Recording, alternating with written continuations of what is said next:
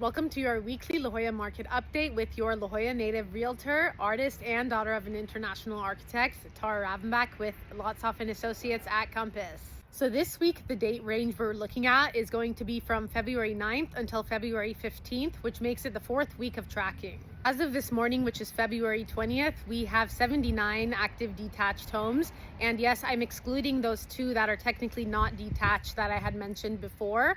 And those are still active, of course. So we have 79, and then we have 140 units in total in all of La Jolla.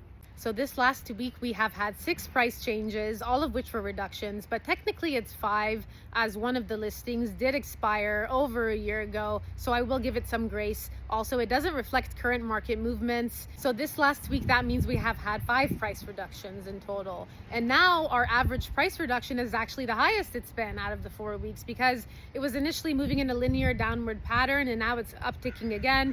But it's also because we had like one house that's almost 25 mil do a big reduction. So that also skewed things. But anyways, the reduction for this week average is 578,000 at roughly 3.92%. And this week's price range reductions are roughly from 0.06% up to 9.98%. So one house reduced as low as $5,000 and then another one as high as $2.495 million.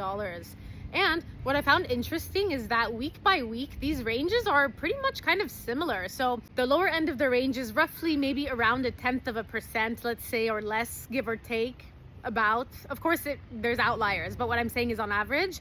And then it goes up to about 10%, give or take, every week. Okay, next I did want to show you a graph that I created for the median price reductions week by week, because it is moving in a downward linear pattern, as you can see, which can suggest a few things, because we have 5 pending homes this last week.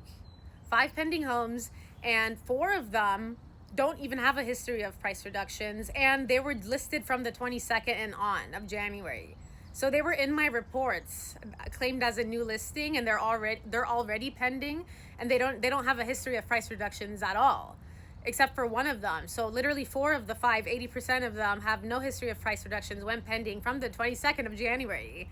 And then just one of them, which has a history of price reductions that was listed for a little longer, went pending too. But look at that. There's 4 homes that were priced right, and then they just went pending, like in that short amount of time. What we can see from this graph too is, like, first of all, you have the weekly median price reductions for January, which is the highest for this last part of the week, because we're also getting out of the winter season. There's less activity then, right?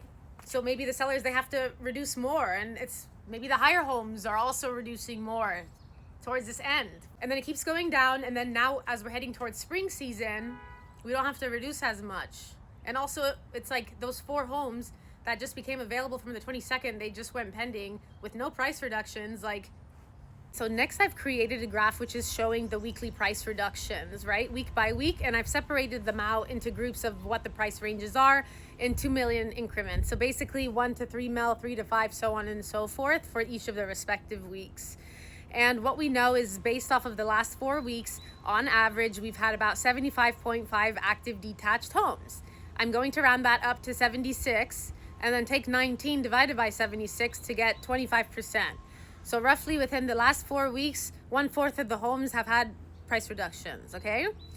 Now, what we can see in this graph is, first of all, that we have stabilization pretty much for the 3 mil and under and 3 to 5 mil. So it goes 1, 1, 1, 1, 1. So every week for 3 mil and under, we've seen at least one reduction consistently. 3 to 5 mil, also the same thing, except now it got a little higher. So now one additional house decided to reduce this past week. And then what we can notice with the higher end homes is it's not as stabilized, and it's kind of more all over the place.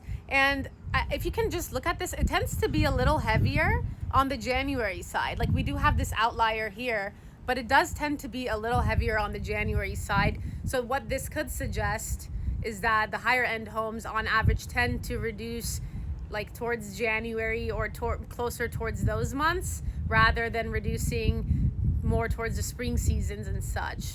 It'll be interesting to see how this plays out from here, and I'll continue tracking it, because as we know, we are heading into spring season. We will have more inventory available, so we'll see what happens. And also, fun fact, of those 19 price reductions, the most common day for a reduction is a Tuesday at 5 of them. We have 7 new homes to hit the market. In fact, 5 of them are actually new, where one of the 5 is that same one I mentioned before that came back on market after over a year ago. So that is considered new. So 5 new, and then we have 2 back on market. One of them went pending 2 days after it came back on market with a 1% price reduction. So this one was a kind of like a cottage just under 1,400 square feet in Beach Barber Tract on Nautilus. So was taking some time to sell, expired in January, came back on market February 15th with a 1% price reduction. And then after that, it went pending 2 days later, and now it's still pending. What I found interesting about the new additions is that we had quite a few that were in that mid 2 million range. So 4 of the 7 were from 2.375 up to 2.675, roughly just under 700 a square foot to just under 2,400 a square foot. And these homes, they're 3 and 4 bedroom homes, roughly around 1,000, just over 1,000 square feet to just under about 3,400 square feet. And they're in Bird Rock, Beach Barber Tract, Hidden Valley, and then Soledad South. Some of the new other homes are one for just under 3.3 million in the Village, and then the other one, which is in Country Club, for just under 8.5 mil. And then we of course have my highlight home of the week, which is the lowest priced home as of today in all of La Jolla by list price and by price per square footage. So let's go ahead and take a look. Our highlight home this week takes us to La Jolla Alta, where we have the gated community of Ventana, which is comprised of 164 homes. So this home was just listed on Valentine's Day, and it's my highlight home because it is currently the lowest priced detached home in all of La Jolla, not only by list price, but by price per square footage as well. So we have 1.75 mil at roughly 671 a square foot. It's also the largest floor plan in Ventana at 3 beds, 2.5 baths, just over 2,600 square feet. And yes, the home does need some work, as you can tell with the finishes. Now we're headed upstairs to the primary bedroom. So the first thing is we have vaulted ceilings, ample sunlight, you can capture the views. We have a fireplace, which then it leads to the primary walk-in closet. More than enough space for the price in La Jolla.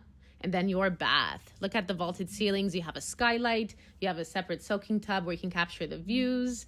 You have a walk-in shower, dual vanities. And then you also have a laundry room.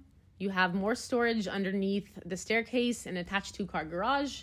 And then of course, Ventana, they offer amenities. So actually on site, they have a pool and spa. And then just down the road, they have the clubhouse where we have tennis, we have pickleball, more pools, the gym, etc.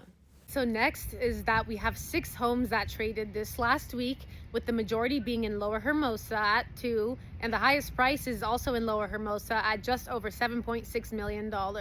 We also have 4 additional sales to include, because the thing is when we're tracking sales, we're cross-checking, right? But according to title, it takes 2 weeks for it to show up in the system as soon as it's recorded. So there's no way we're going to know unless an agent is actually inputting it into the MLS when it closed, because if there's a delay from when the agent inputs it into the MLS and we don't know if it closed yet because title hasn't caught up yet, then we have a backlog of what has sold. On the backlog then is we have an off market on Albar Drive, which closed end of January for 2.35 mil.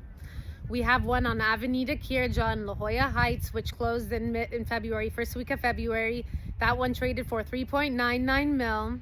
Next, we have a home on La Jolla Rancho Road that closed off market on the 3rd of February for $4.9 million. And in fact, this house is just a little further down the road and diagonal to the other one on La Jolla Rancho Road, which is currently available right now. Lastly, we have a fixer in La Jolla Shores that closed for $4.575 million on El Paseo Grande, and that one just traded on the 7th of February. And that's all I have for you this week. If you have any questions or need anything, I'm always here for you. And I also have off-market opportunities available if you have any interest, not only in La Jolla, but all over San Diego County. My phone number is 858-414-6310, and I'll see you next week. Thank you and have a great day.